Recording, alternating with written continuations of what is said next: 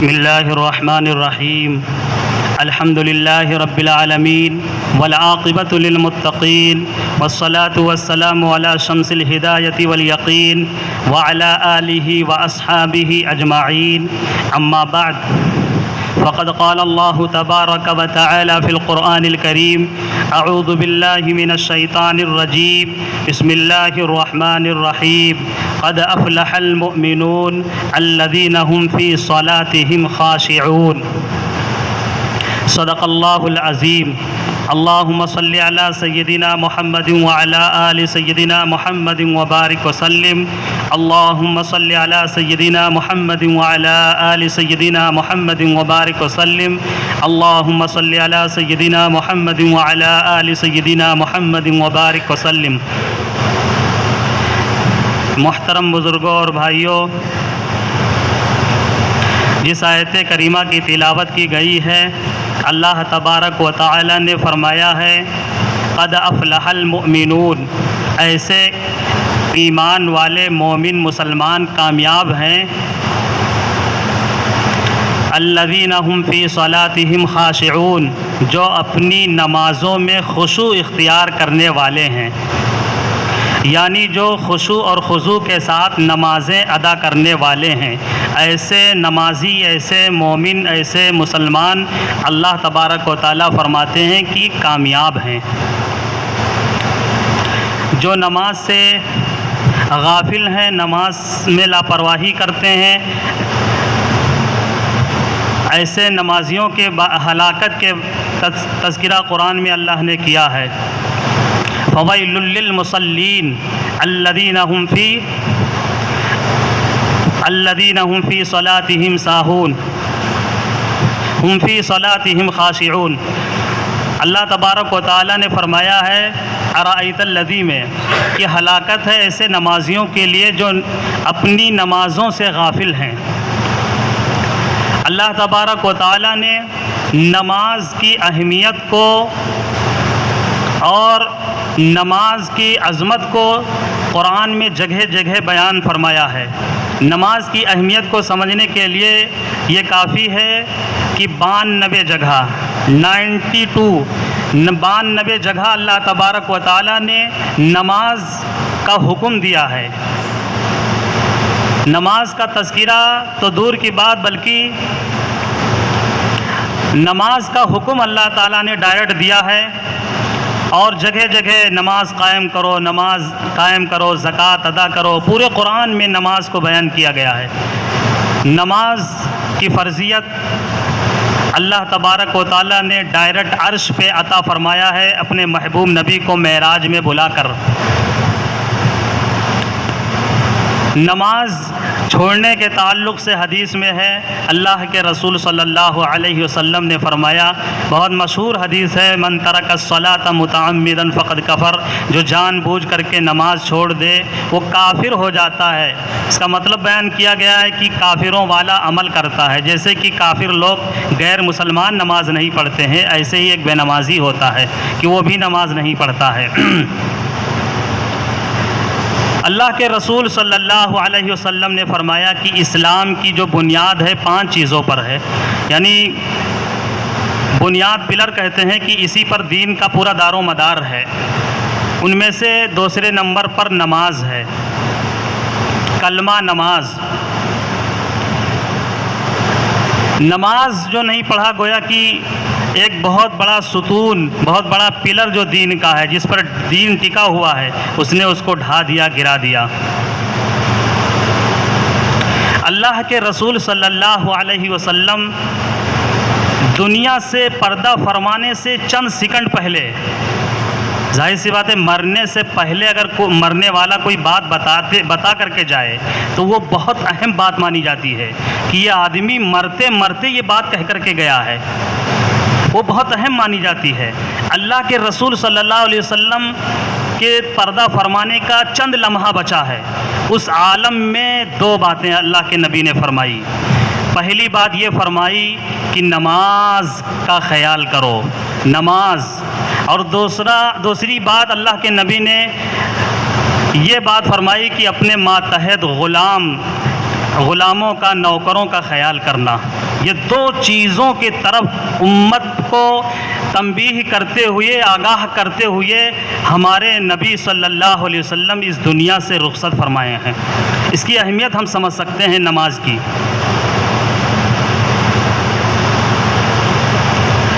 اللہ کے نبی صلی اللہ علیہ وسلم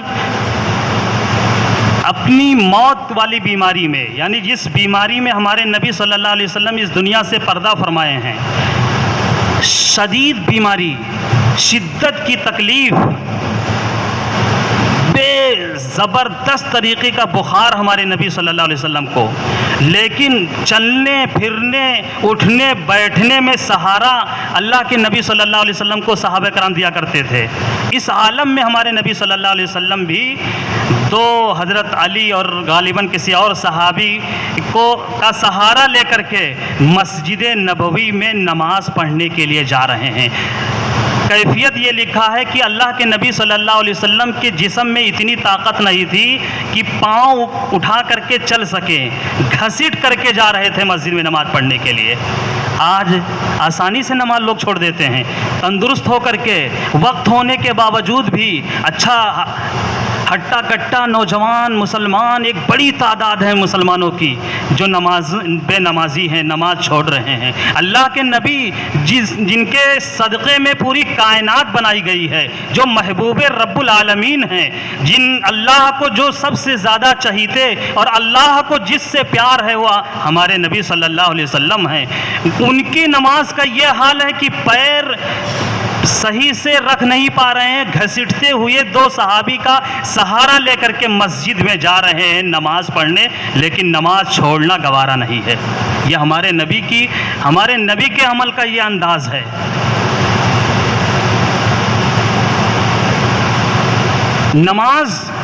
نماز کے طریقے سے پڑھا جائے، پھر اللہ تبارک و تعالی کی رحمت متوجہ ہوتی ہے بندے کی طرف۔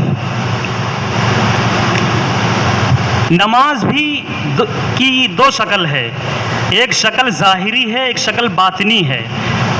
ظاہری طور پر کہ ہم آ رہے ہیں، وضو کر رہے ہیں، نماز پڑھ رہے ہیں، یہ ظاہری ہے۔ اور اس کی باطنی جو ہے شکل ہے، وہ باطنی دو طریقے سے ہے کہ جب ہم نماز کے لیے کھڑے ہوں، نماز پڑھنے کے لیے جب کھڑے ہو جائیں تو ہمارا پورا جسم اللہ کے طرف تو متوجہ ہی رہے، ساتھ ساتھ ہمارے دل کا حال بھی اللہ ہی کی طرف رہے، ہمارا دل بھی اللہ ہی کی طرف متوجہ رہے۔ اس کو کہتے ہیں کہ باطنی طور پر بھی نماز پڑھنا،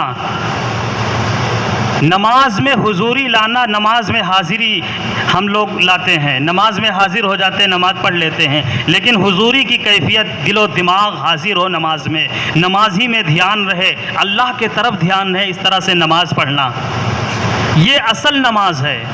ورنہ تو نماز کے شرائط اور نماز کے واجبات اور نماز کے جو اراکین ہے اس کو ہم پورا کر لے رہے ہیں تو نماز صحیح ہو جا رہی ہے، ہمارے ذمے سے فرض ساقط ہو جا رہا ہے، لیکن اللہ کی بارگاہ میں نماز قبول ہو رہی ہے کہ نہیں ہو رہی ہے؟ اللہ ہمارے نماز کو قبول بھی فرما رہے ہیں کہ نہیں؟ فرمایا گیا کہ نماز تو ایسی نماز ہے کہ جس نماز میں خشوع اور خضوع اختیار کیا جائے، خشوع اور خضوع کے ساتھ نماز پڑھی جائے، وہ اصل نماز ہے۔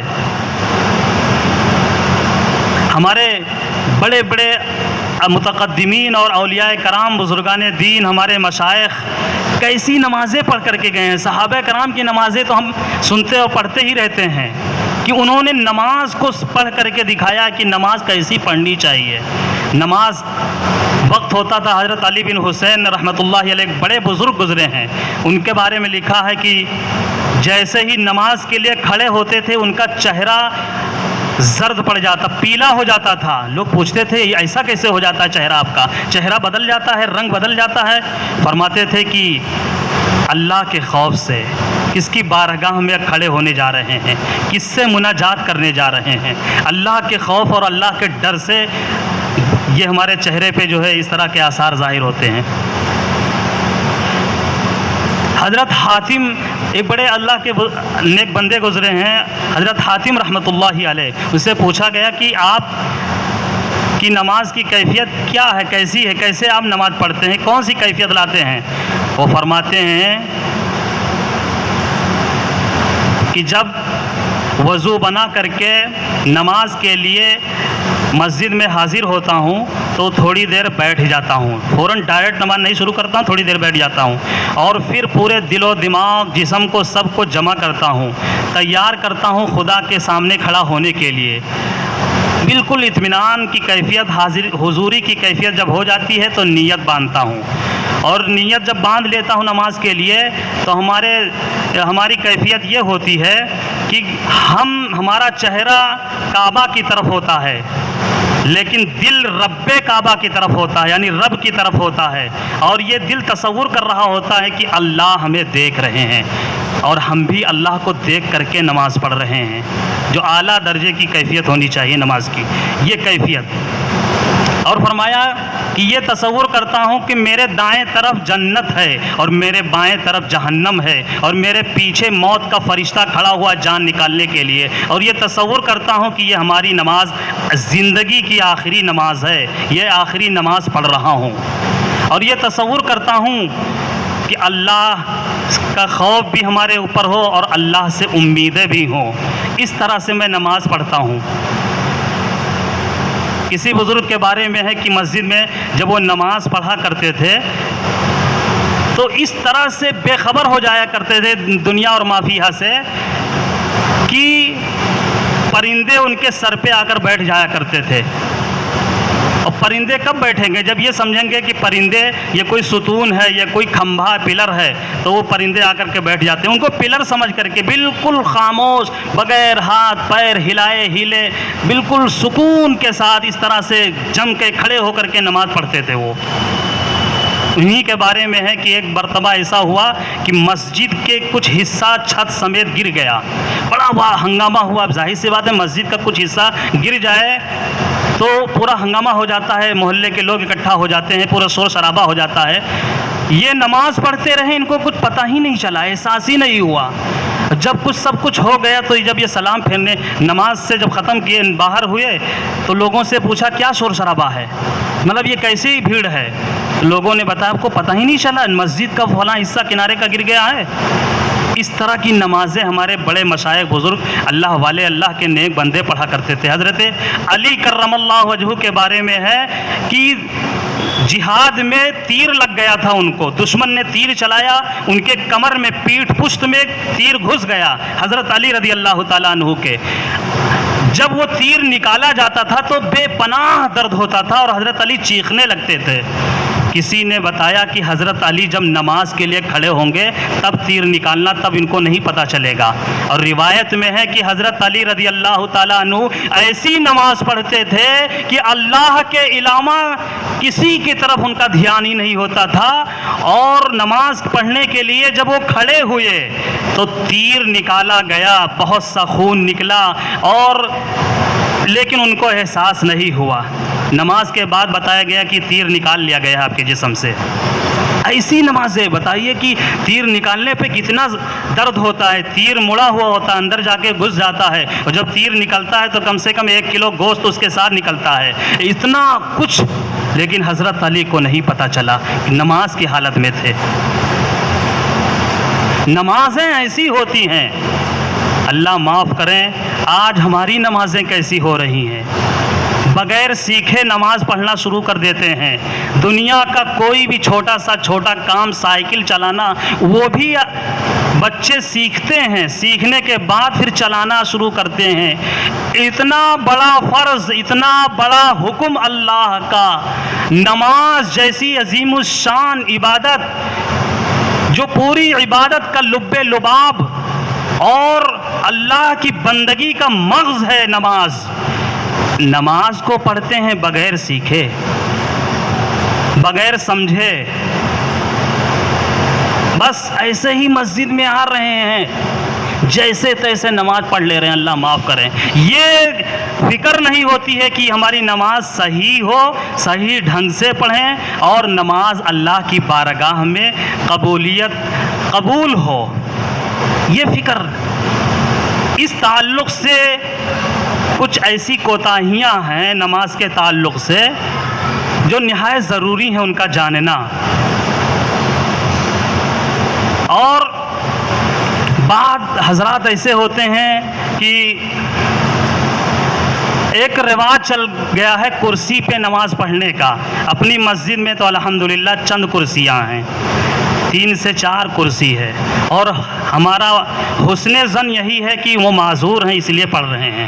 ہمیں یہ نہیں کہا گیا ہے کہ بدظن ہیں کسی سے کہ بغیر عذر کے ہی کرسی پہ نماز پڑھ رہے ہیں. ہم تو یہی سمجھتے ہیں کہ عذر ہے حقیقتاً، جیسا کہ ابھی بتایا جائے گا کہ کس عذر کے بنیاد پر کرسی پہ نماز پڑھ سکتے ہیں. لیکن بعض مسجدوں میں دیکھا گیا 10 سے 15 کرسیاں ہوتی ہیں، بلکہ اور بڑی جامع مسجد میں اگر دیکھا جائے 100 150 کرسیاں نظر آئیں گی. ایک سیلاب آ گیا ہے کرسیوں پہ نماز پڑھنے کا، ایک مزاج بنتا جا رہا ہے کرسی پہ نماز پڑھنے کا. اچھے خاصے اچھے ٹھیک ٹھاک لوگ نماز مسجد کے لیے آئے ہیں پڑھنے کے لیے، کرسیاں دیکھتے ہیں، ایک ماحول بنا ہے، لوگ کرسی پہ بیٹھے نماز پڑھ رہے ہیں، وہ بھی اسی ماحول سے متاثر ہو کر کے کرسیاں کھینچ لیتے ہیں، وہ بھی نماز پڑھنے لگتے ہیں. بالکل اگر کوئی ایسا عذر ہے، ایسی مجبوری ہے تو ہماری شریعت میں مذہب میں اتنے زیادہ سختی نہیں ہے کہ کسی بھی طرح سے ویسے ہی نماز پڑھو، بلکہ گنجائش کا پہلو ہر موڑ پہ موجود ہے مذہب اسلام میں. لیکن واقعتاً حقیقتاً وہ عذر موجود ہو. نماز میں چند کوتاہیاں ہیں، شروع سے لے کر کے آخر تک انشاءاللہ بہت ہی رفتار کے ساتھ تیزی کے ساتھ بیان کرنے کی ہم آپ کے سامنے انشاءاللہ کوشش کریں گے. یہ مسئلے ہیں اور ان کو ہم سمجھ لیں، سمجھنے کے بعد پھر اسی طریقے سے کوشش کریں کہ ہماری نمازیں ہوں، تاکہ اللہ کی بارگاہ میں وہ نمازیں ہماری قبول ہو سکیں. تکبیر تحریمہ کہتے ہیں کہ جس تکبیر اللہ اکبر کہہ کر کے نیت باندھی جائے، نماز شروع کیا جائے، اس کا نام تکبیر تحریمہ ہے. تکبیر تحریمہ کے لیے ضروری ہے کہ نمازی کھڑے ہونے کی حالت میں تکبیر کہے، کھڑے ہونے کی حالت میں تکبیر کہے. اگر رکوع میں جاتے ہوئے تکبیر کوئی کہہ رہا ہے تو اس کی نماز ہی شروع نہیں ہوئی. ظاہر سی بات ہے تکبیر تحریمہ سے نماز شروع ہوتی ہے. اسی طرح امام نے اللہ اکبر کہتے ہوئے نیت باندھا، بعد امام لمبی تکبیر پڑھ دیتے ہیں، اللہ بہت کھینچتے ہیں، مقتدی کے پیچھے پتہ نہیں ہو سکتا ان کی آواز لمبی سانس نہ ہو، وہ پہلے ہی تکبیر باندھ لیے، امام سے پہلے ہی نیت باندھ لیے، اللہ اکبر کہہ دیے. یعنی امام کے سانس ٹوٹنے، تکبیر میں جو سانس ہے وہ سانس ٹوٹنے سے پہلے مقتدی کی سانس ٹوٹ گئی تو مقتدی کی نماز ہی شروع نہیں ہو. کتنا نازک مسئلہ ہے، اس کی طرف کہاں دھیان جاتا ہے. یعنی اگر ذرہ برابر بھی امام سے پہلے ہی تکبیر کہہ دیے تو نماز ہی ہماری شروع نہیں ہوئی، ابتدا ہی ہمارا شروع نہیں ہوا، اور جب نماز ہم داخل نہیں ہوئے تو نماز ہماری ہوگی نہیں. اسی طرح سلام کا بھی مسئلہ ہے. سلام اگر امام کے ساتھ، جیسے امام سلام پھیر کر کے نماز سے نکلنا ہو رہا ہے، امام کی ابھی سانس سلام کی نہیں ٹوٹی ہے، اس سے پہلے ہی ہماری ٹوٹ جائے تو گویا کہ ہم اس سے پہلے اقدام کیے ہیں، یہ بھی نماز ہمارا پوری نماز برباد ہو جاتی ہے. ایک ہے سلام پھیر دینا بھول کر کے، امام کے ساتھ سلام پھیر دینا بھول کر کے. جیسے معلوم یہ ہوتا ہے مسبوق ہیں، کچھ رکعتیں ہماری چھوٹی ہوئی ہیں، 1 رکعت 2 رکعت 3 رکعت چھوٹی ہوئی ہیں، اب ہمیں اپنی نماز پڑھنی ہے، اب بھول کر کے کہ ہماری رکعت چھوٹی کی نہیں رکی، امام کے ساتھ ہم بھی سلام پھیرے. اس کی 3 صورتیں ہیں. اگر امام کے ساتھ سلام پھیرے ہیں یا امام سے پہلے سلام پھیر دیے ہیں، یہ 2 شکلیں 2 صورتیں ہو گئی. تو ان 2 صورتوں میں تو کوئی مسئلہ نہیں، کیونکہ ابھی نماز ابتدا ہی میں ہے. نماز امام سے پہلے سلام پھیر دیے یا امام کے ساتھ ساتھ سلام پھیرے. تیسری جو صورت ہے جس میں سجدے سہو واجب ہو جاتا ہے، سجدے سہو کرنا پڑتا ہے بعد میں، وہ یہ ہے کہ امام نے سلام پھیرا پھر مقتدی نے سلام بعد میں پھیرا، جیسے کہ عام طور سے ہوتا ہے، ابتدا میں یہی ہوتا ہے کہ پہلے امام وہ کام کرے پھر مقتدی اس کے پیچھے وہ چیز کرے. تو اگر امام جیسے اسی ترتیب سے مقتدی نے سلام پھیرا ہے، امام کے سلام پھیرنے کے بعد، تو اس صورت میں وہ چونکہ ابھی اس کی رکعت باقی ہے، اس کو اپنی نماز کمپلیٹ کرنی ہے، اس کو سجدے سہو کرنا پڑے گا، اس نے سلام اگر بھول سے پھیر دیا ہے. اسی طرح جو ہے آدھے پتہ چلا جو ہے قوما اور جلسہ ہے، قوما اور جلسہ اس میں تعدیل ضروری ہے، بالکل سکون کے ساتھ کھڑے ہو جائیں رکوع سے اٹھنے کے بعد۔ رکوع سے جب اٹھا جاتا ہے سیدھا کھڑا ہوا جاتا ہے، اس کا نام قوما ہے۔ اس میں جلد بازی اگر ہم کرتے ہیں، یعنی سیدھے ابھی صحیح سے کمر سیدھی نہیں ہوئی، صحیح سے کھڑے نہیں ہوئے، پھر رکوع کے لیے سجدے کے لیے چلے گئے، تو اس کے جلد بازی کرنے کی وجہ سے بھی سجدے سے واجب ہو جاتا ہے۔ اسی طرح دو سجدوں کے بیچ میں جو بیٹھا جاتا ہے جسے جلسہ کہتے ہیں، اس میں بھی ایک سجدے سے اٹھے، ابھی صحیح سے بیٹھے نہیں تھے کہ دوسرے سجدے میں چلے گئے، پھٹ سے چلے گئے، جلد بازی کیے، تو اس شکل اس صورت میں بھی سجدے سو واجب ہو جاتا ہے۔ اگر سجدہ سو نہیں کیے تو نماز ہی نہیں ہوئی، دوبارہ پھر پڑھنا پڑے گا۔ اسی طرح عمل کثیر کہتے ہیں نماز میں، یہ جو بتایا جا رہا ہے یہ بہت ضروری باتیں بتائی جا رہی، چونکہ یہ دیکھنے میں آ رہا ہے، یہ کوتاہیاں سامنے نظر آ رہی ہیں، اس لیے انہی چیزوں کو بتایا جا رہا ہے، ڈیٹیل تفصیل کا وقت نہیں ہے۔ عمل کثیر دیکھا جاتا ہے کہ دونوں ہاتھ کا استعمال کیا جا رہا ہے، ٹوپی لگانے میں، کپڑا صحیح کرنے میں، دامن اٹھانے میں۔ اسی طرح بعض لوگوں کو دیکھا گیا ہے کہ موبائل کی گھنٹی بج جاتی ہے تو موبائل جیب سے نکالتے ہیں، نکال کے بعد پھر نمبر دیکھتے ہیں، پھر اس کا بٹن بند کرتے ہیں، آف کرتے ہیں، پھر اس کے بعد رکھ دیتے ہیں۔ یہ موبائل کا نکالنا، دیکھنا، بند کرنا، یہ ایسا ہے کہ اس کو دیکھنے والا سمجھے گا کہ یہ نماز میں نہیں ہے، اسی کا نام عمل کثیر ہے۔ عمل کثیر سے بھی نماز فاسد ہو جاتی ہے، نماز ہی ٹوٹ جاتی ہے۔ اس طرح کا کوئی حرکت کرنا کہ دیکھنے والا سمجھے کہ نمازی میں نہیں ہے، یا دونوں ہاتھ کا استعمال کر لینا نماز کی حالت میں، یہ عمل کثیر ہے، اس سے نماز فاسد ہو جاتی ہے۔ مسبوق جن کی رکعتیں چھوٹ جائیں، 1 رکعت، 2 رکعت، 3 رکعت، 3 رکعت چھوٹتی ہیں تو بہت سے لوگ نہیں جانتے ہیں کہ کیسے 3 رکعت پڑھی جائے، 3 رکعت کیسے ادا کی جائے۔ جیسے ظہر میں پڑھنے کے لیے آئے، ایک ہی رکعت امام کے ساتھ پائے، 3 رکعت چھوٹ گئی، اب 3 رکعت کو بعد میں ہمیں پوری کرنا ہے، تو کیسے پوری کرنا ہے یہ ترتیب نہیں جانتے۔ اس کی ترتیب یہ ہے کہ جب کھڑے ہوں گے تو ثنا پڑھیں گے، اور اس کے بعد سورہ فاتحہ اور سورت ملائیں گے، پھر اس کے بعد جب سجدہ دونوں کر لیں گے تو بیٹھ جائیں گے، پھر اس کے بعد پھر دوسری رکعت کے لیے جب کھڑے ہوں گے تو اس میں بھی سورہ فاتحہ اور سورت، اس کے بعد پھر جو ہے 2 سجدہ کرنے کے بعد بیٹھیں گے نہیں، کھڑے ہو جائیں گے، پھر تیسری رکعت پوری کریں گے، اسی طرح اس میں سورت نہیں ملائیں گے۔ اس طرح سے 3 رکعت پڑھی جاتی ہیں جب چھوٹ جائیں تو۔ کرسی کا استعمال، اب آخری مسئلہ یہ ہے کہ کرسی کب استعمال کر سکتے ہیں، کب نہیں کر سکتے ہیں۔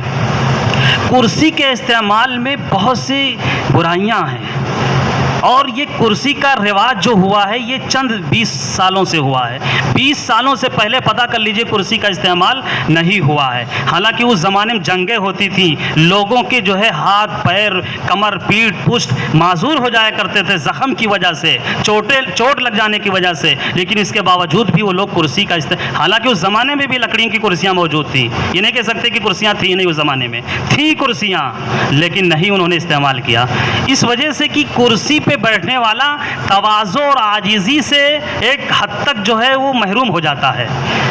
کرسی پر بیٹھنے والا یہ مانا جاتا ہے کہ یہ بڑا آدمی ہے، ایک کرسی کا وہ ایک ذہن میں اس کی کیفیت آتی کرسی پہ بیٹھ جانے کے بعد۔ نماز کا تقاضا یہ ہے کہ سراپا بندہ بالکل عاجزی اور انکساری اس کے اندر اتنی پائی جائے، مکمل خشوع خضوع کے ساتھ وہ اللہ کے خوف اور اللہ کے ڈر کے سائے میں نماز پڑھے، بالکل عاجزی انکساری پائی جائے، اور یہ کرسی میں فوت ہو جاتی ہے۔ دوسری چیز یہ ہے کہ چرچ میں کرسی پہ بیٹھ کر کے عیسائیوں کے ہاں، کرسچن کے ہاں، ان کے ہاں جو بھی عبادت کا طریقہ ہے وہ لوگ عبادت اسی طریقے سے کرتے ہیں کہ کرسیاں وہاں لگی ہوتی ہیں، اس پہ بیٹھ کے کرتے ہیں، تو ہماری عبادت ان کی عبادت سے مشابہت میل کھاتی ہے، اور اللہ کے نبی صلی اللہ علیہ وسلم نے منع فرمایا ہے کہ کسی کی عبادت سے، طور طریقے سے میل کھائے، من تشبہ بقوم فہو منہم فرمایا گیا ہے۔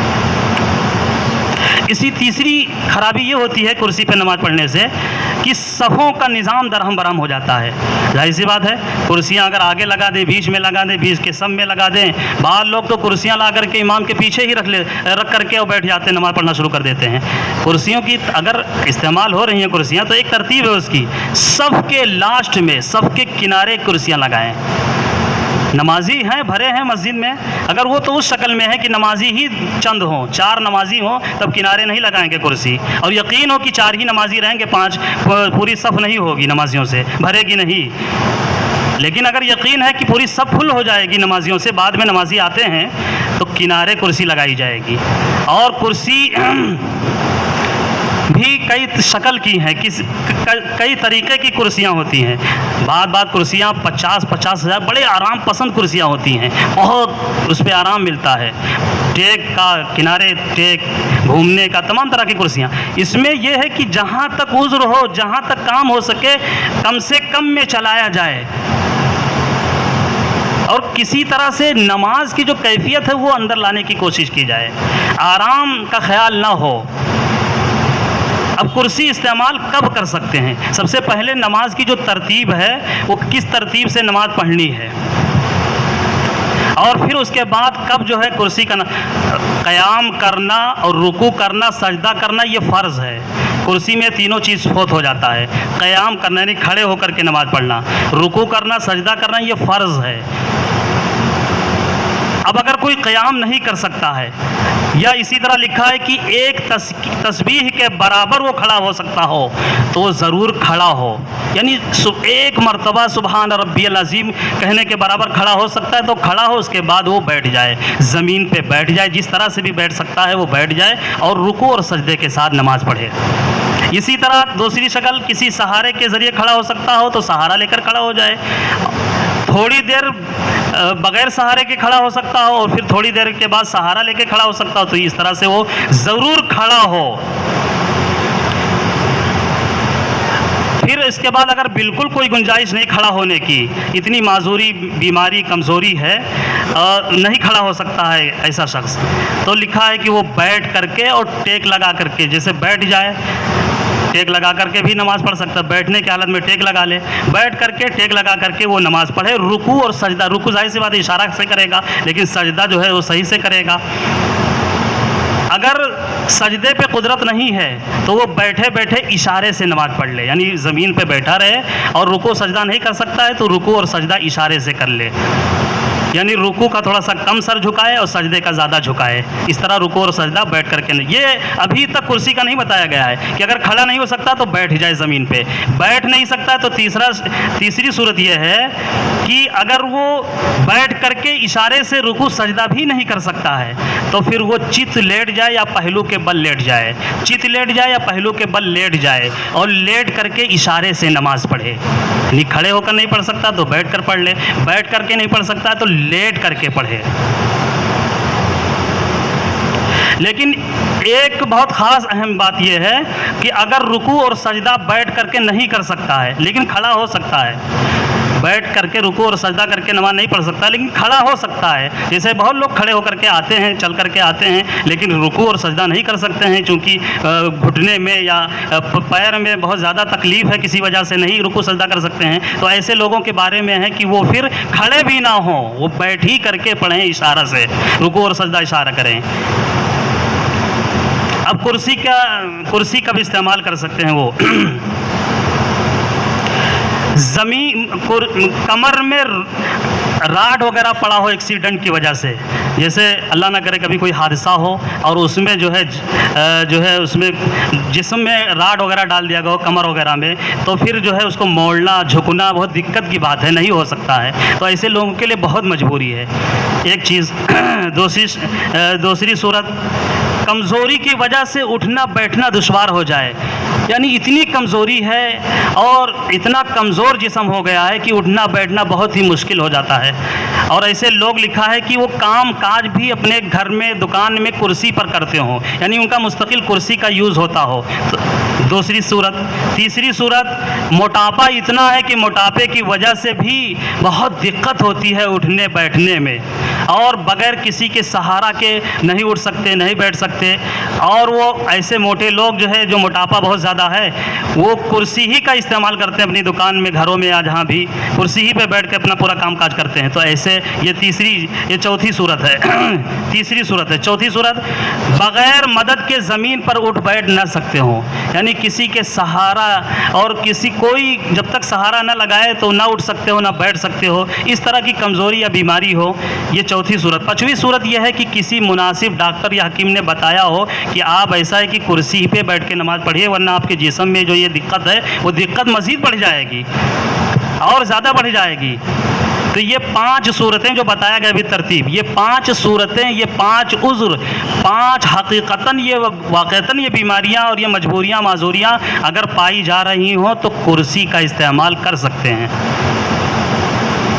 کرسی پہ بیٹھیں گے, کرسی جو ہے صف میں لگائیں گے, کرسی کا جو آخری جو اس کا پاوا ہوتا ہے کرسی کا, اس کو صف کے پیچھے نہیں لگائیں گے بلکہ آگے لگائیں گے, کرسی رکھیں گے کہ پیچھے نماز پڑھنے والوں کو آپ کی کرسی سے دقت نہ ہو, اور کنارے کرسی لگائیں گے. اور کرسی بھی ایسے اگر ٹول سے کام چل سکے تو ٹول پہ بیٹھ کے پڑھیں.